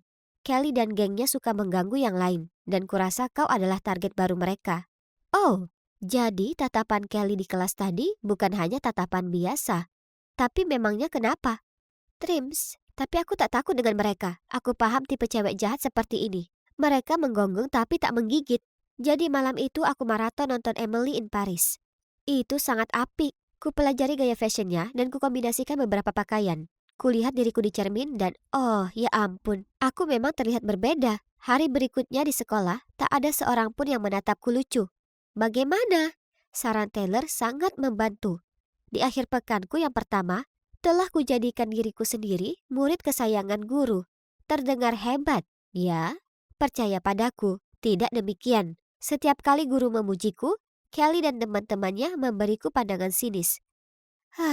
Lalu kutemukan catatan menempel di lokerku mengatakan, kau orang aneh. Tepat saat itu, Kelly dan teman-temannya berjalan melewatiku cekikikan. Dengan marah ku sobek catatan itu dan memberitahu mereka, kalau kau taruh komentar jahat di lokerku, paling tidak tulislah dengan benar. Aneh kurang huruf H. Mereka langsung berhenti tertawa dan bergegas pergi supaya tak seorang pun tahu kalau itu ulah mereka. Astaga, mereka menyebalkan sekali. SMA ternyata tak seperti yang kuharapkan. Kukira aku akan jadi salah satu anak yang keren, bukan jadi anak yang diganggu. Kemudian beredar informasi kalau aku dulunya homeschooling. Jadi Kelly mulai membuat lelucon. Apa orang tuamu membuatmu tetap di rumah karena kau ini aneh? Ya, paling tidak berkat homeschoolingku aku tak menjawab pertanyaan dengan bodoh di kelas sastra. Aku balas menghardik. Dia berhenti tertawa dan menatapku kebingungan. Setelahnya, mereka masih terus saja dengan lelucon kekanakannya di setiap kesempatan yang ada. Tapi aku berusaha keras mengabaikannya. Tapi suatu hari, mereka bertindak terlalu jauh. Aku masuk kelas dan melihat gambar karikatur besar di papan itu. Itu aku. Oh ya Tuhan, Heather, potretmu tampak luar biasa. Dan seluruh kelas tertawa terbahak-bahak. Beraninya dia. Kau macam-macam dengan cewek yang salah kali ini, Kelly. Sore itu aku pulang dan dengan gigih mencari cara untuk balas dendam ke cewek-cewek jahat itu. Bingo. Ku keluarkan laptopku dan mulai sibuk kerja. Dan setelah semalam saja, berhasil kubajak semua akun sosmed mereka, termasuk iCloud mereka dan temukan banyak sekali barang bagus. Jadi kali berikutnya mereka macam-macam denganku, aku sudah siap. Dan tak butuh waktu lama sampai teman-teman Kelly menghentikanku di lorong lagi. Tak bisa rokmu itu lebih panjang lagi? Ya, nenekmu menelpon. Ia ingin pakaiannya dikembalikan. Tiba-tiba semua orang berkumpul mengelilingi kami untuk lihat apa yang terjadi. Waktu yang tepat. Sekarang aku punya penonton. Mari kita beri cewek-cewek jahat ini ganjaran dari perbuatan mereka sendiri. Rambut yang cantik, Samantha. Beritahu aku, seberapa sering kau harus semir rambutmu supaya tak ada yang tahu sebenarnya rambutmu merah? Apa yang barusan kau bilang? Oh, dan Britney, operasi hidung yang bagus. Apa? Semua orang dengan terkejut menoleh untuk melihat rambut pirang Samantha yang indah dan hidung Britney. Bagaimana? Britney tergagap lalu menarik lengan Samantha dan mereka kabur dari lokasi. Yap, sudah kupelajari semua masa lalu mereka yang memalukan lewat foto-foto yang kubajak kemarin. Setelah itu, Samantha dan Britney tak berani menggangguku. Namun kemudian ketiganya masih saja mengganggu orang lain. Lalu, tak bisa kutahan kesalku lagi saat kulihat mereka memperolok Taylor. Hei, tinggalkan dia sendiri. Kelly berbalik menyeringai. Apa orang tuamu tak mengajarimu kalau tak sopan menyela saat orang lain berbicara? Atau mereka juga berpendapat aneh soal itu? Oh, jadi itu yang ingin dia lakukan. Tak masalah buatku, teruskan. Nah, ngomongin orang tua, gimana kabar orang tuamu, Kelly? Oh, tunggu, bukankah mereka akan cerai? Senyum lebar Kelly langsung lenyap dan tergantikan dengan tatapan penuh ketakutan. Lalu dia langsung kabur tanpa berkata apapun, meninggalkan teman-temannya yang juga kaget. Itu benar, kulihat postingan pribadi yang panjang tentang orang tuanya yang akan cerai di Facebook. Itu pasti caranya untuk mengekspresikan pikirannya, tapi sikap buruknya itu jadi bumerang. Setelah cewek-cewek jahat itu pergi, Taylor berterima kasih padaku dan beberapa murid lainnya mengelilingiku dan memujiku karena telah membela diri melawan Kelly dan kelompoknya. Sejak saat itu, cewek-cewek jahat itu menghindariku seperti wabah. Dan seperti itulah, aku berubah dari cewek culun yang bersekolah di rumah jadi cewek keren dan populer. Yang punya nyali untuk melawan cewek-cewek jahat itu. Rasanya menakjubkan. Lalu suatu hari, aku ke kamar mandi selama kelas berlangsung dan kudengar ada seseorang di bilik sedang menangis. Dia sedang bicara di telepon. Kumohon, Bu, tolong jangan cerai. Tak bisakah ibu dan ayah berusaha pertahankan demi aku? Oh, ya ampun. Apa mungkin itu Kelly? Saat aku cuci tangan, pintu bilik itu terbuka. Dan seperti yang kuduga, Kelly keluar dengan mata merah. Segera saat dia melihatku, dia mengusap air matanya, memandang tak suka padaku. Saat itu, aku tak merasa nyaman. Justru sebaliknya. Tak pernah kusadari kalau aku bersikap kasar padanya. Membuatnya sedih, tak membuatku senang. Itu juga membuatku tak nyaman. Kelly, aku minta maaf tentang orang tuamu, tapi dia hanya mendengus, lalu beranjak pergi. Kuraih lengannya.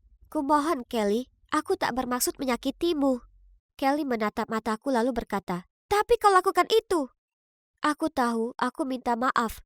Aku tak berpikir lurus. Aku terus minta maaf padanya, dan setelah beberapa waktu ia akhirnya berkata, ya, kurasa aku juga cukup jahat padamu. Kami akhirnya ngobrol, dan dia cerita padaku kalau mengganggu orang lain membuatnya merasa lebih baik atas kondisi keluarga yang dihadapinya dengan sulit. Jadi, aku terbuka padanya tentang betapa gugupnya aku mulai bersekolah. Kami pun ngobrol hangat, dan suasana jadi cair di antara kami. Jadi, kalian tahu, sejak momen itu semua di antara kami dan juga para cewek jahat itu menjadi baik. Oh, tunggu. Mereka bukan lagi para cewek jahat. Hanya Kelly, Samantha, dan Britney.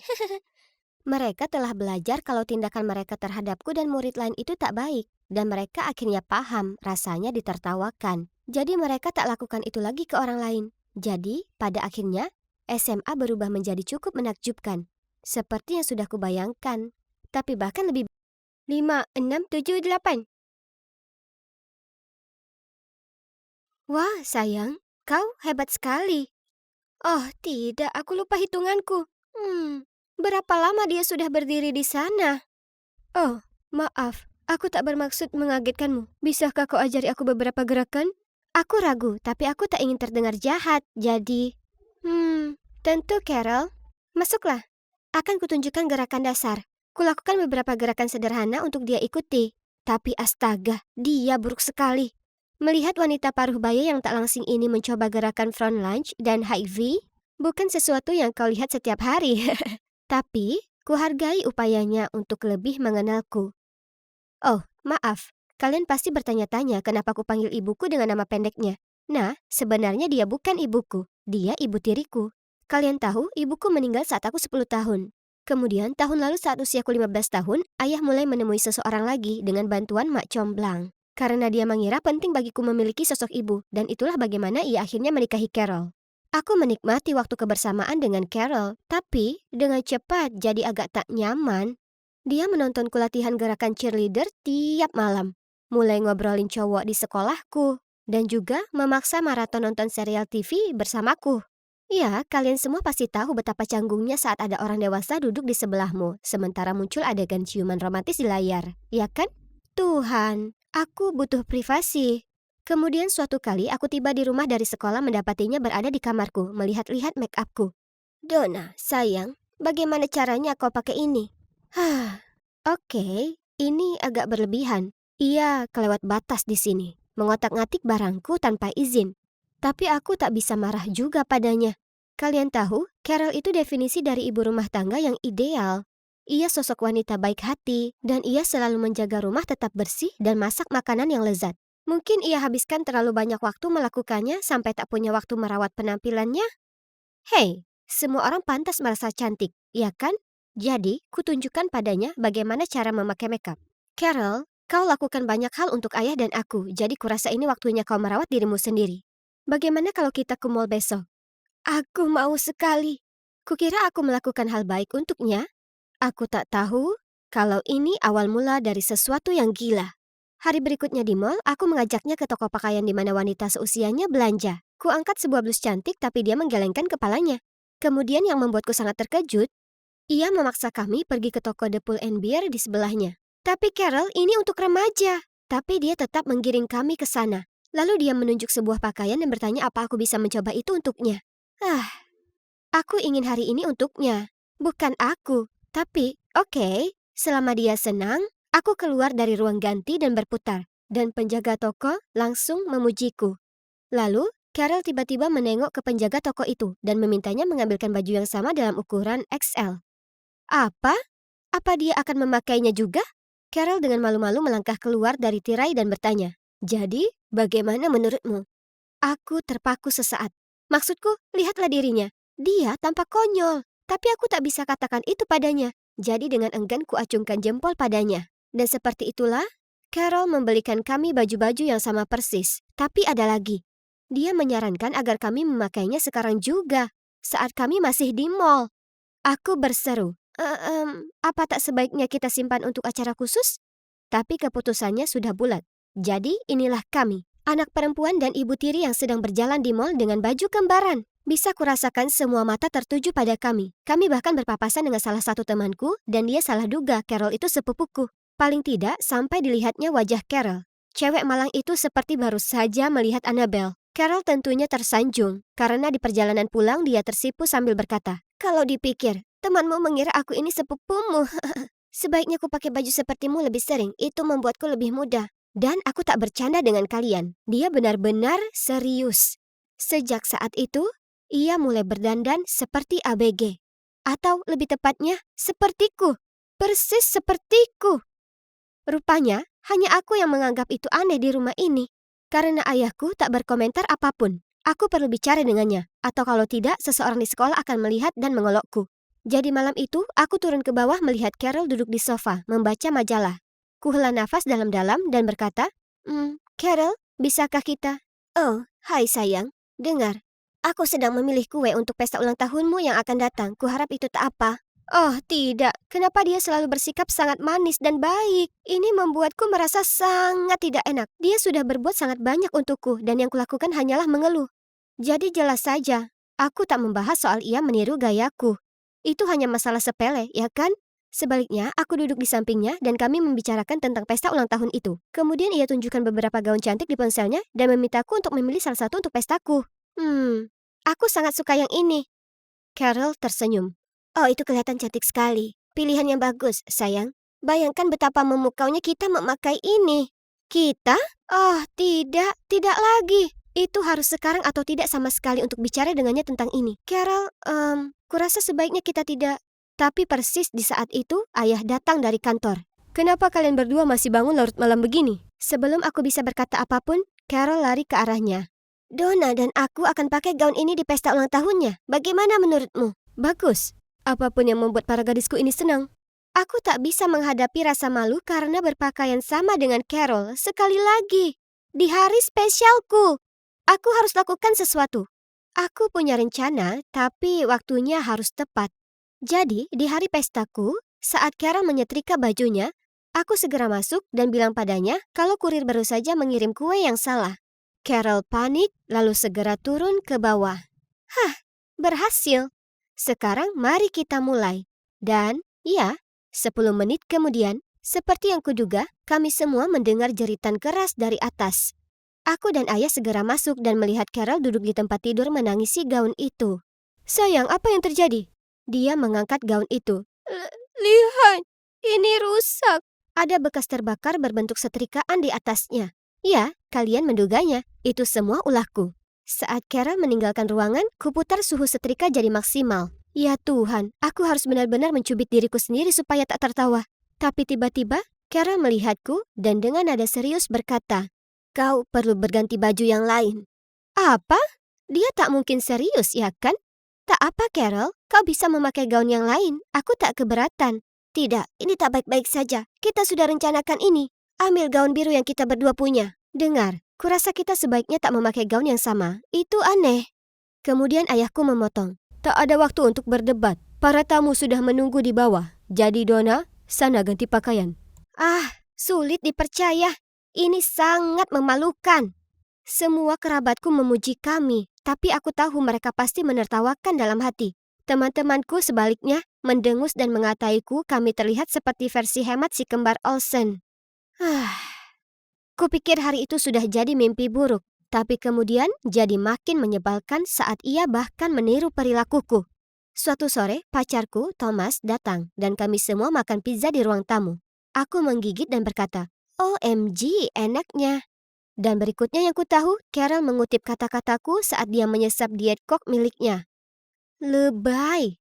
Lalu kemudian saat Thomas harus pergi, aku mengantarnya ke pintu dan kucubit pipinya sebagai ucapan selamat tinggal yang manis. Karena kami tak bisa berciuman atau semacamnya di depan orang tua kami tentu saja.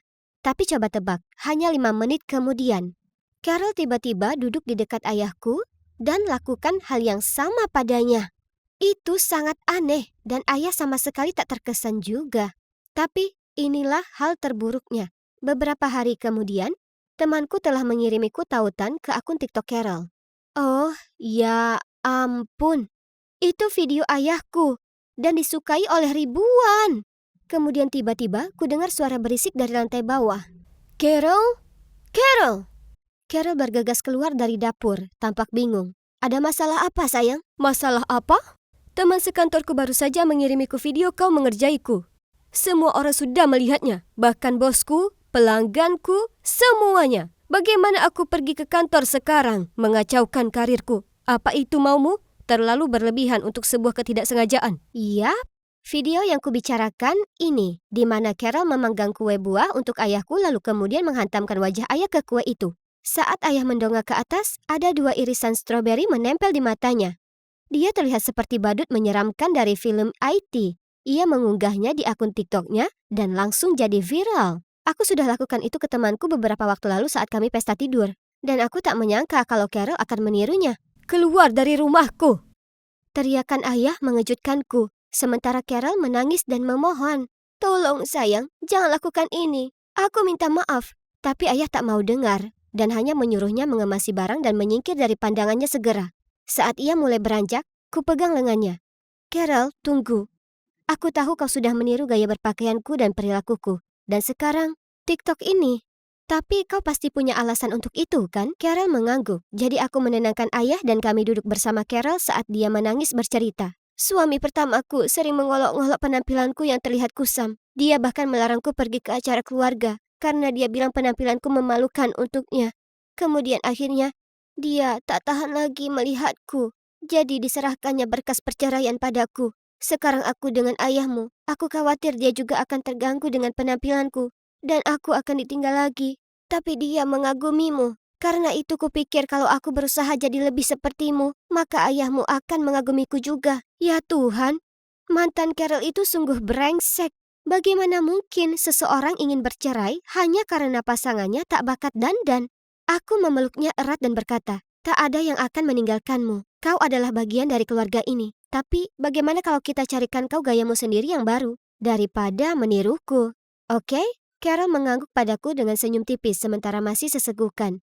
Ayah akhirnya tenang, meminta maaf karena bersikap berlebihan, dan mendekat untuk ikut kami berpelukan. Jadi, setelahnya, aku mulai membantu Carol dengan pekerjaan rumah supaya dia punya lebih banyak waktu untuk dirinya sendiri. Kutunjukkan padanya cara menata rambutnya, membantunya memilih baju yang keren, dan mengirim padanya tautan video tips bermake up.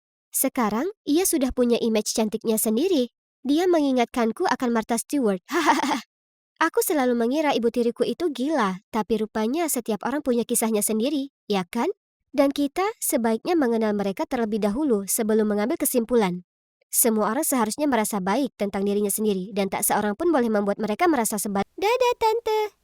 Aku melambai padanya. Aku janji aku akan baik-baik saja di rumah sendiri. Itu bagus. Aku akan segera pulang, Bi. Lalu dia pergi. Itu adalah tanteku Anna. Aku tinggal bersamanya sementara orang tuaku bertamasya. Aku hendak berjalan kembali ke ruang keluarga saat bel pintu berbunyi. Jadi, dengan cepat aku lari ke pintu dan mengintip lewat lubang pintu.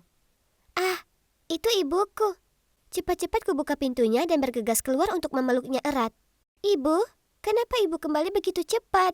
Ibu membelai rambutku dan dengan lembut berkata, "Oh sayangku, aku datang untuk menjemputmu. Bagaimana bisa aku meninggalkan putri kecilku sendiri? Sekarang cepatlah dan kemasi barang-barangmu." Aku memandang kebingungan. Tapi, Tante Ana sedang di toko kelontong. Apa tidak sebaiknya kita menunggunya? Ibu menggelengkan kepala. Tidak sayang, aku sudah menelponnya. Jadi, kami dengan cepat mengemasi barang-barangku. Lalu ibu menuntunku keluar ke sebuah mobil yang agak tua. Benar-benar beda dari BMW kami biasanya. Bu, di mana ayah? Ini bukan mobil kita? Aku bertanya padanya. Ibu berlutut di depanku dan tersenyum berkata, "Ayah menunggu kita di pantai. Ini akan menyenangkan sekali." Aku melompat kegirangan. Yeay! Aku tidak sabar menunggu untuk bisa membangun istana pasir dan bermain air laut. Seru sekali. Di perjalanan, aku pasti tertidur. Karena saat ku buka mata, sudah gelap di luar sana. Aku keluar dari mobil dan melihat sekeliling. Mana lautnya? Yang kulihat cuma rumah kecil di perkampungan asing. Beatrice, ini rumah baru kita. Hanya ada kau dan aku mulai sekarang. Kata-kata ibu barusan langsung membangunkanku. Ibu, kenapa? Bagaimana dengan ayah? Aku terbata-bata. Dengar, ibu minta maaf. Aku tak bisa jelaskan itu padamu saat ini. Kamu masih terlalu muda untuk mengerti. Aku punya banyak sekali pertanyaan berkelibat di pikiranku. Tapi melihat wajah sedih ibu, aku tahu sebaiknya aku tidak bertanya apa-apa lagi. Keesokan paginya, aku bangun penuh semangat dan penasaran dengan awal baru di sini. Kubuka gorden dan melihat sekelompok anak seumuranku bermain di seberang jalan. Jadi tanpa pikir panjang, aku bergegas keluar untuk bergabung dengan mereka. "Halo, aku Beat." Tiba-tiba, ibuku keluar entah dari mana. Ada kepanikan di wajahnya saat dia berteriak, "Sudah kubilang padamu tetap di dalam." Lalu menarikku kembali pulang. Semua orang melongo melihat kami, termasuk pria yang tinggal di seberang jalan. Itu sangat memalukan. Segera setelah pintu terbanting menutup, dengan nada serius ibu berkata, "Kita baru pindah di sini. Kau tak seharusnya berteman dengan orang asing secepat itu. Dan jangan bicara terlalu banyak tentang dirimu, oke?" Ibu tak pernah keberatan aku bermain dengan anak-anak lain sebelumnya. Jadi kenapa sekarang begitu? Ini tak masuk akal. Setelahnya, ia hanya memperbolehkanku keluar rumah untuk sekolah. Dan ia selalu mengawasiku. Jadi itulah kenapa aku tak bisa berteman sama sekali di sini. Aku sangat membencinya. Aku sangat kesepian. Satu hal yang baik tentangnya adalah dia tak punya banyak aturan rumah. Jadi aku bisa habiskan seharian nonton kartun sambil makan makanan cepat saji. Dan dia tak keberatan sama sekali. Ini hebat, karena sebelum pindah ke sini, ibu dan ayah tak pernah biarkan aku melakukan hal seperti ini. Tapi akhirnya aku bosan dengan makanan cepat saji itu. Aku merasa jijik. Aku kangen spaghetti dengan saus kepiting spesial buatan ibu. Jadi aku memohon padanya untuk membuatkannya. Awalnya, ia menolak, mengatakan kalau ibu sangat sibuk. Jadi aku terus merengek sampai akhirnya ia setuju. Kemudian aku ke dapur untuk makan malam. Ruangan itu sangat kacau. Panci dan wajan di mana-mana. Ibu juga terlihat berantakan saat memberikanku sepiring spaghetti dan bakso. Bukan masakan andalannya.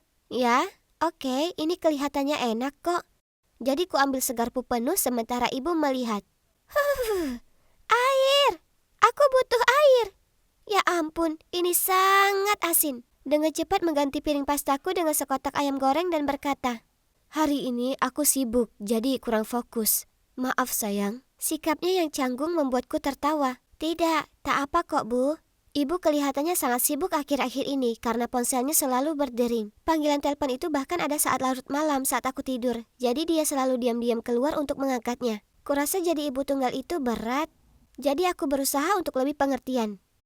Dan begitulah waktu berlalu. Berada di dalam dan tak punya teman sudah jadi hal biasa bagiku. Tetap saja, aku sering duduk di jendela dan menatap iri ke arah anak-anak yang bermain di luar. Kemudian suatu kali aku sedang melakukannya. Ibu muncul dan bertanya apa aku ingin pergi ke taman hiburan terdekat. Wah, apa ada yang lebih baik dari ini?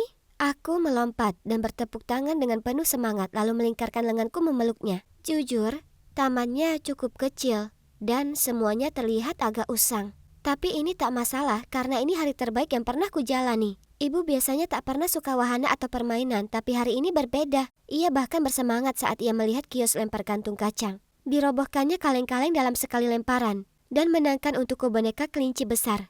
Aku tak pernah melihatnya bersenang-senang seperti ini sebelumnya. Ibuku sangat keren. Setelahnya, ibu meninggalkanku duduk di bangku taman lalu pergi mencari es krim. Tiba-tiba, kulihat ibu segera kembali tanpa es krim. Ibu menarik tanganku dan dengan nada mendesak berkata, "Kita harus pulang, kita akan pindah." Jadi, kami mengemas barang-barang kami dan pergi dengan tergesa. Aku terus bertanya pada ibu apa yang terjadi. Tapi ia mengabaikan pertanyaanku. Selama perjalanan di mobil, ku dengar ia bergumam pada dirinya sendiri. "Kita akan pergi ke tempat baru. Semua akan menyenangkan. Petualangan baru. Ya, kali ini akan baik-baik saja."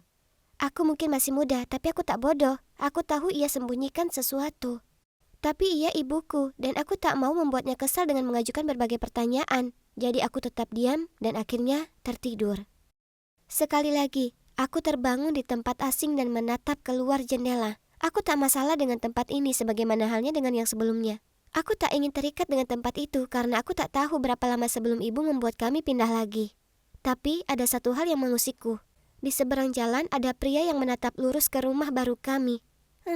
Dia terlihat identik dengan tetangga kami sebelumnya. Apa mungkin dia juga baru saja pindah ke sini?